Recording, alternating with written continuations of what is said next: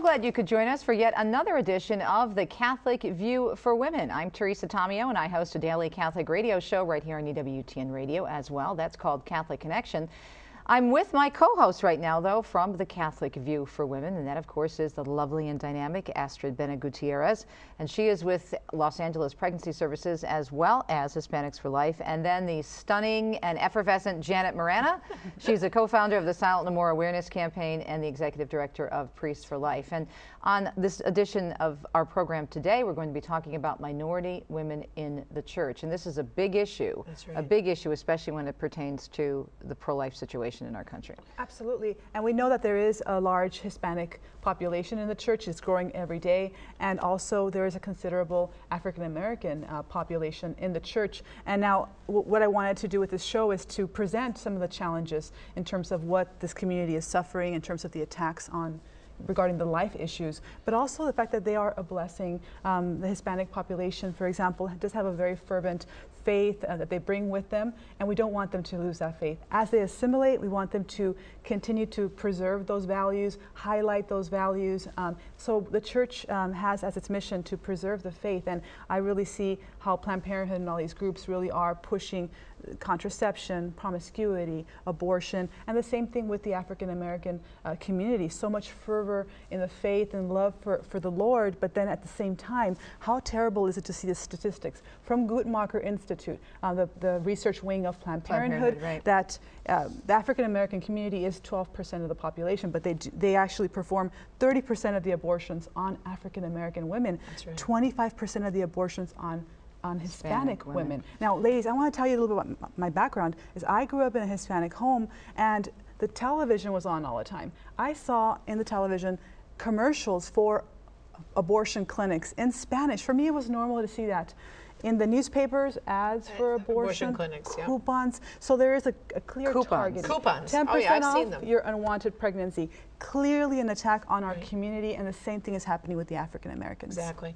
You know, and of course you're from LA, and we know, Ashley, well, you have you're surrounded, your pregnancy center by nine abortion clinics within a 1 mile radius. And in New York, we have the similar situation. You go to Harlem, the Bronx, and areas of Queens where the Latino and Black communities are. Who has a higher abortion rate, New York or Los Angeles? New York has the highest, don't they? I think New York State, because of the dense population, New York City does, and I think but I mean, it's something to be proud of. And also, New York has probably more abortion clinics than LA, because that's where Dr. Nathanson and his cohorts at the time founded this whole abortion industry that we have. You know, the 5 cities with most abortions are Los Angeles, New York City, Pittsburgh, Las Vegas, and Miami. And what do they have in common? High populations of minorities. Exactly. So they're clearly targeted. You know, it's so sad because they bring these communities bring such beauty to the faith and depth to the faith, and with their traditions and with their backgrounds. And I know that you caught up with an African American sister in the Lord in the church. Yes, I did. And you know, thankfully, you know, she had a very positive experience. Thank God the Catholic Church was there for her and her family.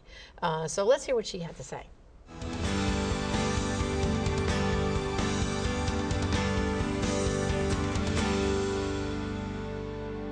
As a Black woman in the Catholic Church, I have always felt welcome, a part of the ministry and a part of the church. My family came from the South, and I have a special appreciation actually for the Catholic Church because my family went to Catholic schools. So in the South, when there was segregation, and even though there were segregated schools, the children in the South were educated in the Catholic schools, and that included my family. And some of the first people to go to college were as a result of the Catholic school system. So when my family came out to California, we went to a local church that was predominantly white, and I don't recall ever having an issue at the church, and we always felt welcome, and my parents participated, and we participated in CCD and in all the things that were available at the church. So the experience of being a Catholic for me has always been incredible. It's so nice to see that she had such a positive experience and continues to have that for her faith. She loves the church. And I think in the second half of our program, we're going to be looking at some of the issues where there are some challenges, though, that we face in terms of an outreach to these different communities. We're much better at it, but we did have problems with this in both the African American and Hispanic communities in the past. Yes. Well, you know, I'm just curious, Astrid. You know, there's certain stigmas that have been portrayed about, especially the Latino community in movies. I always remember that movie with about Richie Valens, you know, and it La was Bamba. La Bamba, and it was almost expected. You know, Richie was being a nice guy, and he was dating this one girl in very respectful Latino cultural way, but his brother was more very promiscuous, and he kind of dragged him off to Mexico to seed his you know, wild oats and all this. And it's almost like the wink was given, like this is expected behavior. Right. Is that still prevalent, that machismo kind of attitude among Latinos, and how does that affect the women?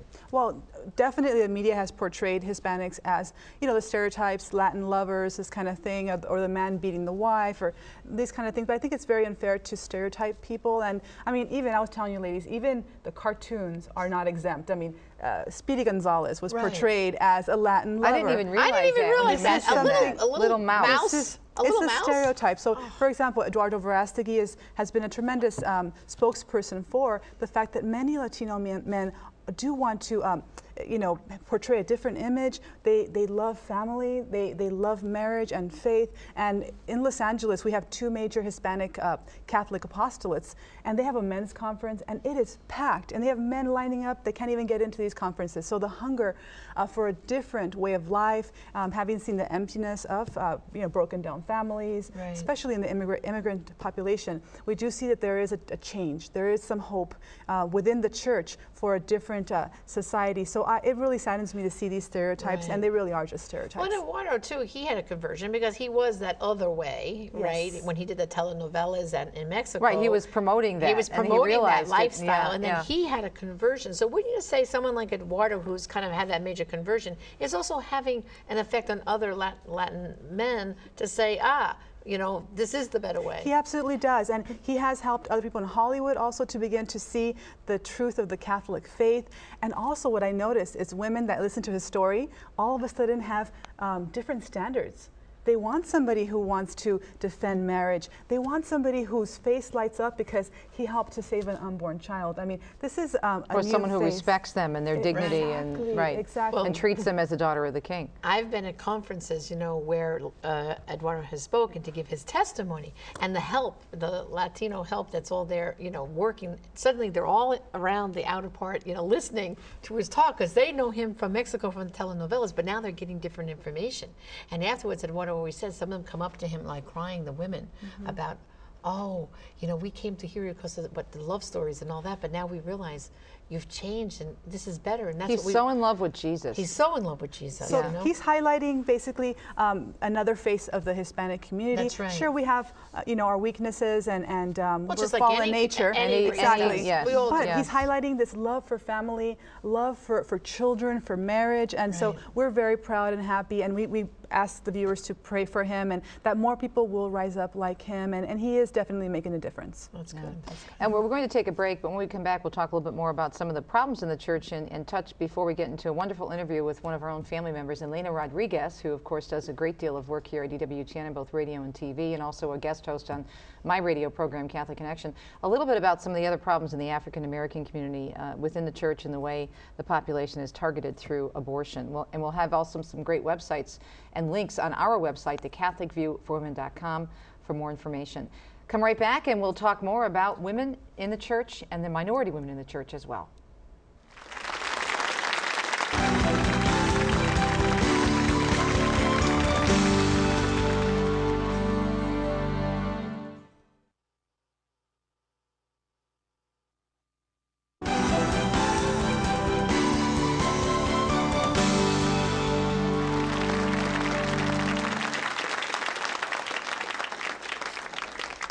Welcome back to the Catholic View for Women. I'm Teresa Tomeo, your co-host, along with Astrid Bennett Gutierrez and Janet Morana. And we're talking in this segment about minorities and women minorities in particular in the church. Now, Janet, briefly before we go to a fantastic interview that Astrid did with Elena Rodriguez from EWTN, I wanted you just to highlight some of the issues that you see from your perspective for the African American community in the church. Well, the African American community, basically, because we just stated they are targeted, but the information has not gotten to them. As a matter of fact, abortion in particular is an issue that they don't want to speak about. And we know this in particular with the African American women who've come to us for the Silent No More Awareness campaign, that in their community it's gone, hush, You don't want to talk about even your abortion. within the church. Even within the church. Community. Yeah, it's like, hush, we don't want to talk about that. And thanks to Dr. Alveda King, of course, who's not Catholic, but she's leading the charge in educating the African American community about the damage through her experience. You know, she's post-abortive, and other women now are coming forward. But I think one of the great tools that's been developed is a film called Ma'afa 21.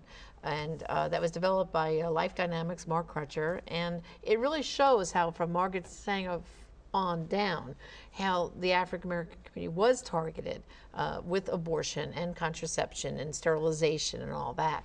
And what we've been doing is really helping with Dr. Alveda King, getting that out into the communities and having them watch it, and conversions are happening. They really are. And I think that same targeting, as you said earlier, and we'll talk about this a little bit more, but is happening now in the Hispanic community. Very and has similar. been for Absolutely. a while. Well, let's see what Elena Rodriguez had to say about some of the challenges that she sees in the community in the church community for Hispanics and other minority women. And we interviewed her. Astrid actually had a chance to sit down and talk with Elena Rodriguez of EWTN Radio and TV. I was born and raised in San Jose, Costa Rica. That's in Central America. And I grew up from start as a cradle Catholic. Both my father and my mother were cradle Catholics as well. And as you may be aware, there's a great Catholic tradition in Latin America. So I absorbed all of that. And going back to my ancestors, my grandparents being from Spain, they also grew up with a Catholic faith in a very rich cultural and Catholic environment. So I was very blessed to grow up in a Catholic family. When I first arrived to the United States, I moved to the United States to go to school, get a master's degree in journalism at the University of Missouri. And I was in for a big surprise because I was exposed to a different faith environment than what I was used to back home in my homeland in Costa Rica. So that rocked my faith, and it challenged me in a great deal. At first, I'll be totally honest with you, I thought that I was going to lose my faith. The reason that happened is because the first day I was here in the United States, I found a church on campus, and I went in for Mass, and I thought, this is great. I can have daily Mass on campus. How cool is that? But at that time, the liturgy there were a lot of violations in the liturgy at that time, at that particular place. And I started seeing things that I knew were very wrong, and that really scared me. But then I started expanding my horizons a little bit and going a little bit further away from campus, and I was able to find 2 other churches that were fairly close where I could go to, Catholic churches for Mass, and I found a parish home, and that was basic for me in solidifying my faith here in a new country. You are dealing, when you first come, with a lot of different factors that are different from what you are used to and can cause a cultural shock, a faith shock, but finding that parish home was really important for me. Okay. Fast forwarding, I'm here at EWTN, very blessed to be here. It is a dream come true. I grew up watching Mother Angelica live episodes while I was in Costa Rica as a young lady in Spanish, and I thought one day I would like to work in a place like that. Wouldn't that be cool, where I could add on the gifts that God has given me in my career, journalism, and also work for our Lord and Our Lady. And I thought it was impossible back then. Well, fast forward, I am here, I am blessed. I'm blessed to be part of EWTN. And I do several things here, basically whatever is needed. And one of the things that I do, and my main day, is I work for EWTN Global Catholic Radio Network, our feed in English for radio listeners around the world. I'm a producer, but I've also worked and continue to work with EWTN Television in English. One of the things that really is near and dear to my heart is the March for Life coverage every year from Washington, D.C. in January. And I'm blessed to be part of the EWTN team that goes out there and covers that live. Usually 450,000 people marching for life to tell our congressmen and women to please make abortion illegal. We are blessed to be part of that, and I broadcast that. I'm the on-site person for the Spanish TV feed and radio feed. So I am also blessed to work with the Spanish feed for radio and television. And it is a dream come true. I don't feel worthy, but all of us, if you ask all of us here at EWTN how we got here, you will hear a wonderful story.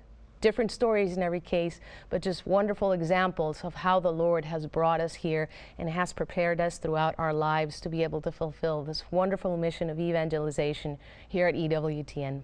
As a Hispanic, I have found many challenges coming to this country, and I feel that my fellow brothers and sisters in the faith who come from Latin America also face the same hardships. First of all, there's a great cultural difference. There's a language difference as well. And we are very vivid in our traditions in Latin America. When we come to the United States, that changes. Our faith is the same. Mass, of course, Holy Mass is the same, but there are a lot of cultural factors playing in there, and that can sometimes be very challenging. That is one part of what affects us. Now, the other challenge also is that when you come to this country, it's all about work, work, work, speed, speed, speed. You're running all day in and out and trying to get everything done, and the culture tells you earn more money, spend more, spend more. It's all around money. And you very quickly begin to forget the values that you bring from your homeland, the values of communication, family coming first, and having time to sit down and visit with your family, and having time to, yes, work of course is very important, but also having time to dedicate to God in prayer, to visit church, to visit others, to visit the sick, to spend time with the children, to raise your own children, and to be able to take care of your elderly.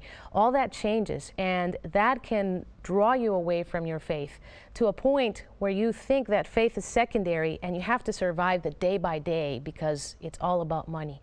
But we know that it's not the case, and we have to be very aware when we come here not to lose our roots, and on the other hand, take advantage of all the wonderful things that the United States has to offer and all the wonderful opportunities that we also have about being here, about learning about our faith and increasing our faith and being able to share it with others. I would recommend to follow the example of the saints. And if you just look at the history of the lives of the saints, there's two things they always had in common. Number one, their love for the Holy Eucharist. And number two, their devotion to our Most Blessed Mother. Because our Most Blessed Mother was the first Marian, she was the first Christian, and our Lord was the first Marian. So follow our Most Blessed Mother. As a Hispanic, do not forget that we are very, very devoted to our Most Blessed Mother. As an example, in my case, I come from Costa Rica. The patron saint of Costa Rica is Our Lady of the Angels, and I always, to remind myself where I come from and my love for our Most Blessed Mother, I always carry an image of Our Lady of the Angels along with my crucifix. And this reminds me every day when I put it on that I am a daughter of Our Lady and that I should behave accordingly. So we see, ladies, there is a lot of hope still left in the Hispanic community with evangelization, although we have many challenges. One clear challenge is the fact that Hispanics are overwhelmingly pro-life when asked, but then they're voting pro-death. Why is that? It's the same thing for different cultural groups, I believe too. It has to do with the Italian Americans are the same way. I mean, there's certain groups that just people affiliate who are themselves. hardcore Democrats. My grandfather voted Democrat traditionally. Exactly, and the media really does take a hold of the message. They are in favor of abortion for the most part, so they take media messages as gospel truth, quote unquote, you know. So hopefully they'll begin to make the connection more and more as the church speaks out about the truth of abortion and how to vote responsibly according to our Catholic faith. So we are seeing some strides. California in particular, you know, we're trying to pass a parental notification law in California. We have not been able to achieve it. This year, God willing, we will. And we've seen the polls. The Hispanics are more and more choosing the pro-life law. They're voting in favor of the pro-life law. So we're hoping that this is a fruit of what we've been doing at Hispanics for Life, for example, is teaching Hispanics how to make those connections, that it does matter, that our faith should not be, you know, checked in at the door when we go and vote, and that voting is important, and that our faith that we carry with us instinctively can be a blessing for this country. That, as Scott Hahn says, we are missionaries coming to this country with a lot of values, family values and traditions, but the media, I think, is so powerful and influential that it's not allowing them to make these connections. So we hope that, as Elena was mentioning, that the hopes and the challenges is that the church will play a part in helping them to see the truth. Okay, but now, Astrid, you're the president of Hispanics for Life. You've been mentioning it a few times, but specifically, as far as the church is concerned, how does Hispanics for Life really help the Catholic Church to accomplish the things you're saying? Hispanics for Life was founded 20 years ago, and one thing that we are known for is the video Hard Truth in Spanish, Dura Realidad, which depicts the truth about abortion, which Hispanics seem to be very open to. We have a saying that the heart cannot feel if the eye cannot view the truth. And so this video shows the victim of abortion, the unborn child after it's aborted, is helped to change many minds. So what Hispanics for Life has been doing in the Archdiocese of Los Angeles, assisting Archbishop Gomez, is establishing Hispanic Respect Life committees. So this is something we hope will start in other dioceses. I know that in Texas, in Phoenix, there already are some groups starting, but having a Hispanic counterpart to the Respect Life committees is very important to be able to disseminate the truth about how to vote responsibly according to our faith, where are the pregnancy resources, where are the post-abortion healing groups, so that Hispanic women can also be assimilated, not just to society in general, but to the church, and to be part of the church and to be able to be part of the pro-life movement as well. Hispanics for Life also helps to mentor Hispanic pro-life leaders. So we hope more people do get involved with Hispanics for Life. They can visit our website, hispanicsforlife.org, to get more information, resources. We also developed an entire manual that has all the information of how to start a committee in the parish in Spanish, and so that we can not forget about our Hispanic brothers and sisters. And our churches are more and more Hispanic, so we have to have Spanish language resources for them. Also, we have a number of other different resources that you'll find on our website at CatholicViewForWomen.com, and you can find, of course, the National Black Catholic Congress, also, as Astrid mentioned, Hispanics for Life, HispanicLeaders.net, and we'll give you also some other information, some documents, and some information about My Alpha 21, and also, of course, Priests for Life has a whole minority area that you deal with, correct, Well, yes, Janet? we have our African American outreach under Dr. Alveda King. There's a link on our website right to that, and it's constantly updated, Alveda's blog, so we want you to be involved with us without Dr. King, as she is reaching out to the African American community nationwide, really. You know, there's so many other topics we could dive into with this issue, because especially across the country, these groups are being greatly affected with many, many things that are coming up. Of course, we only have a half hour, but hopefully, God willing, in our next series, we'll be able to dive into some of the other issues. Thanks so much for watching The Catholic View for Women. I'm Teresa Tomeo, along with Astrid Bennett Gutierrez and Janet Marana. And of course, we'll see you next time on The View, The Catholic View, that is, for women, right here on EWTN.